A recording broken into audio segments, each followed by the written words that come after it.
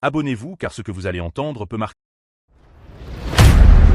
C'est une histoire hors du commun. Un jeune garçon, déclaré mort et mis à la morgue il y a une semaine, se retrouve hors de sa caisse mortuaire, comme le montrent ces images amateurs. Nous sommes à l'hôpital Sébec de Bonabéry, ce 5 février 2024. Il était environ 3 heures du matin quand mon vigile là, lui, me toque pour me prévenir qu'il y a quelqu'un qui a porté une chaise là pour aller là-bas s'asseoir. Bon, je m'en vais maintenant devant le jeune homme, je lui demande mais comment tu portes la chaise, on te demande, tu ne réagis pas. Lui, il ne dit rien. Je lui pose encore la question, il ne dit toujours rien. J'allume la caméra, je filme où je constate que c'est le petit qui est mort dimanche passé. Je rentre à l'intérieur, j'ouvre les coffres pour regarder si c'est vraiment lui qui est à l'intérieur. J'ouvre là, je vois qu'il n'est plus là, pardon. Ouais, c'est lui qui est là dehors. Ils sont tous nus dans la chambre froide. Oui. Tout le monde, tous sont nus. Mais ce matin, il était bien habillé. Il avait les yeux fermés, mais il sourissait. Oui. C'est tout ce que j'ai pu voir.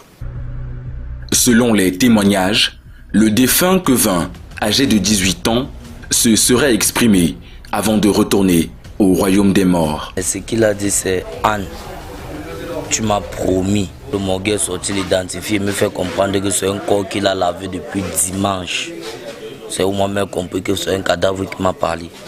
Au domicile familial du disparu, ses proches sont bouleversés et doublement choqués. Je suis scandalisée, je ne comprends pas. Il s'est déplacé comment un cadavre peut se déplacer comme ça? Il vient s'asseoir sur la chaise.